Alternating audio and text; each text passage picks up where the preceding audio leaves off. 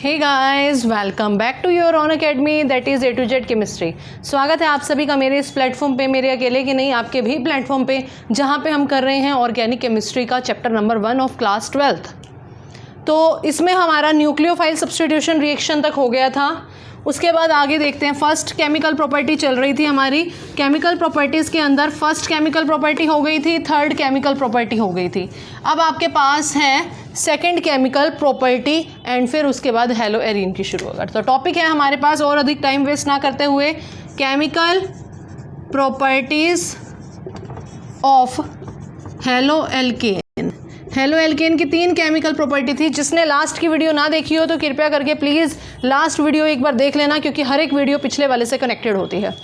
तो halo alkane की chemical properties चल रही थी, जिसमें आज हम सेकंड केमिकल प्रॉपर्टी कर रहे हैं। फर्स्ट और थर्ड हम कर चुके हैं, ध्यान देना, सिर्फ सेकंड रह गई थी।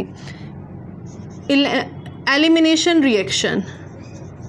एलिमिनेशन रिएक्शन एलिमिनेशन रिएक्शन क्या है और ये कैसे की जाती है? एलिमिनेशन रिएक्शन, एलिमिनेशन का मतलब क्या होता है? आपने रियलिटी शोज़ देखते होंगे, बिग बॉस चल रहा है आजकल, ठीक है? तो और जितने भी रियलिटी शोज़ हम देखते हैं उसमें आपने सबने सुना है कि एलिमिनेशन राउंड होता है एक। तो एलिमिनेशन राउंड का मतलब क्या होता है कि उस दिन कोई ना कोई बाहर जाने वाला है, मतलब एलिमिनेट करना मतलब बाहर हो जाना।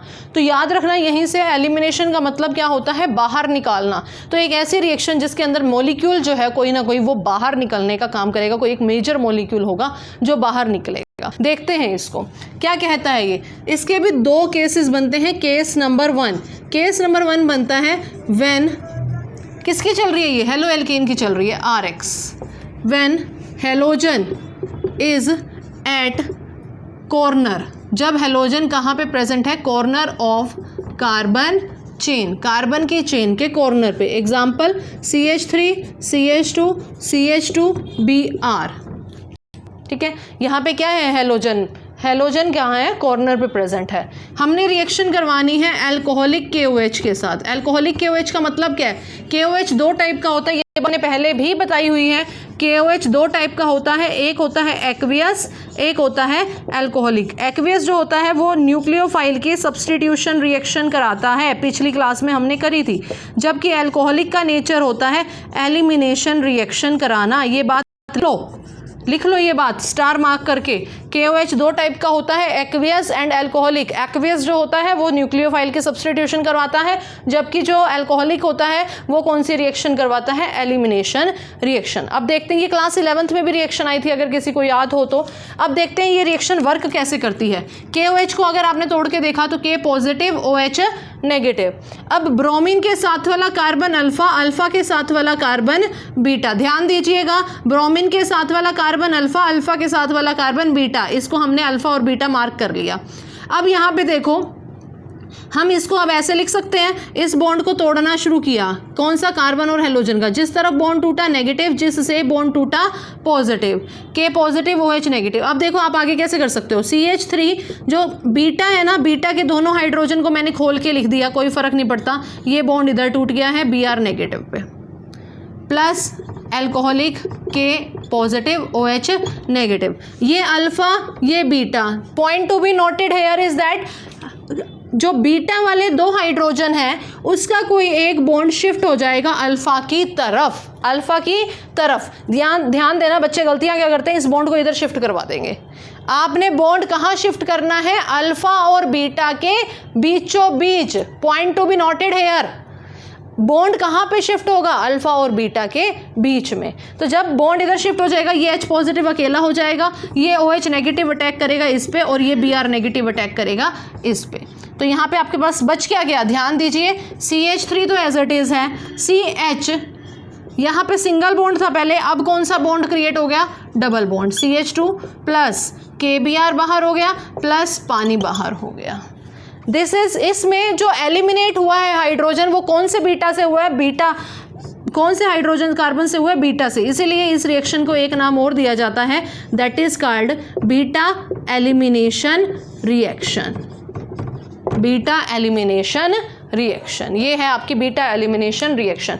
इसके अंदर देखो, हेलोजन ग्रुप भी बाहर हो गया, पानी भी बाहर हो गया, इसलिए इस रिएक्शन का एक नाम और पड़ा।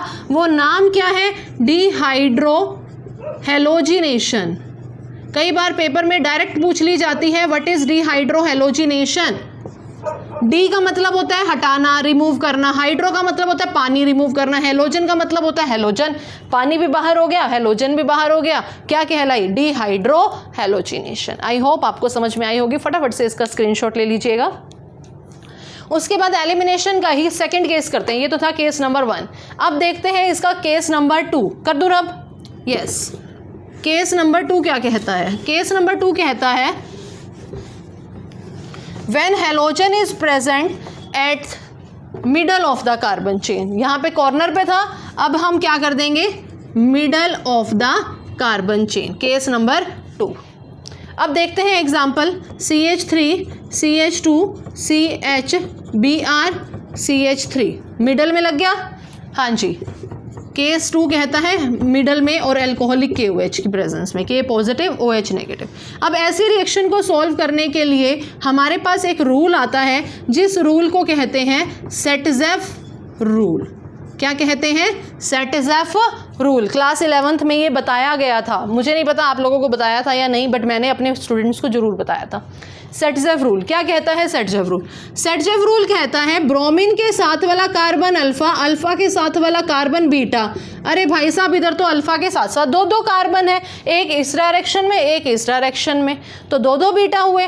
तो सेटजेफ रूल क्या कहता है? सेटजेफ रूल कहता है डोंट वरी, चिंता करने की जरूरत नहीं है, मैं बैठा हूं। क्या कहता है सेटजेफ रूल? सेटजेफ रूल कहता है आप एक एक करके से काम करो, फिर मैं बाद में आपको स्टेबिलिटी का ऑर्डर बताऊंगा।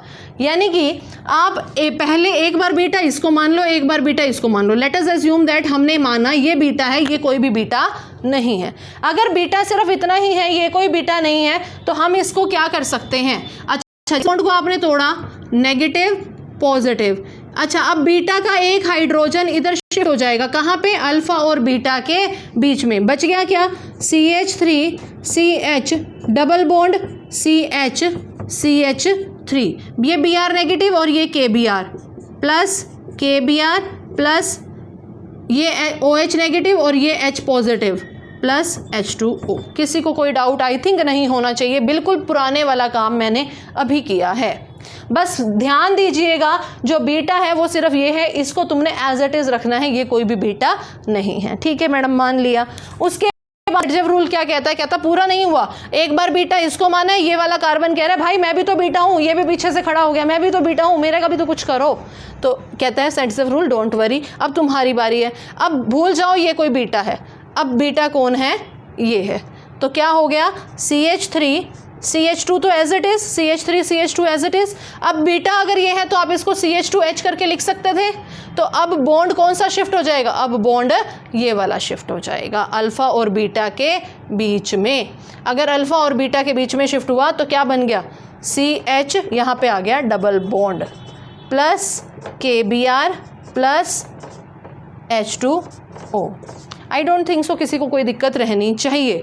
अब ये वाला KBr और ये वाला KBr एक ही KBr है, आप इसको इकट्ठा लिख के एक BR कर सकते हो और पानी को मिक्स करके एक ही पानी लिख सकते हो, वो कोई बड़ी बात नहीं है। अब ये वाले जो दो प्रोडक्ट हैं ये रेशो के अंदर बनते हैं। ये प्रोडक्ट मेजर कौन सा बनता है, माइनर कौन सा बनता है, देखते हैं।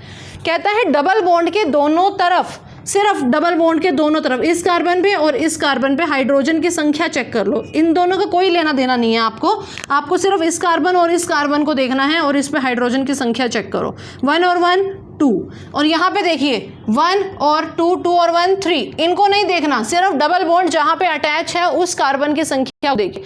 Lower the number of hydrogen atom higher is the stability या हायर इज द चांसेस।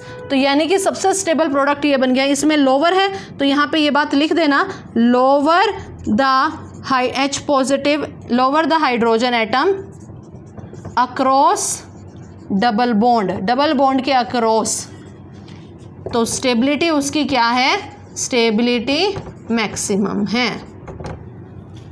समझ आ गई मेरी बात? तो ये ध्यान दीजिए, यहाँ पे अगर ऐसा होता है तो ये वाला काम करेगा। अब कितने परसेंट जो स्टेबल है ना वो बनेगा 81%, और जो दूसरा है वो बनेगा 19%, ये याद रखना है। ये बना आपका मेजर प्रोडक्ट और वो कौन सा बना है आपका minor product. This rule is called सेटजेफ rule. I hope यहाँ तक सभी को समझ में आ गया होगा। यहाँ तक कोई डाउट है तो कमेंट सेक्शन के अंदर आप कमेंट कर सकते हैं। ये हो गया हमारी एलिमिनेशन रिएक्शन, डिहाइड्रोहेलोजिनेशन। इसको भी डिहाइड्रोहेलोजिनेशन कहा जाता है और बीटा एलिमिनेशन इसी का पार्ट है। तो ये हमारी केमिकल प्रॉपर्टीज़ हेलो एल्केन की आज पूरी हो गई। और आज ही चलो इस वीडियो को यहीं पे ख़त्म करते हैं। ऐसे करते हैं क्योंकि हेलो एल्केन की केमिकल प्रॉपर्टी यहीं पे ख़त्म होगी। नई वीडियो अभी मैं शुरू कर दूंगी, उसमें हम हेलो एरीन की केमिकल प्रॉपर्टी को देखते हैं। नई वीडियो, नया टॉपिक, ठीक है। तो आई थिंक यहाँ तक किसी को कोई डाउट नहीं होगा। तो ख़त्म करते हैं इस क्लास को यहीं पे हेलो एल्केन की वीडियोज़ के साथ।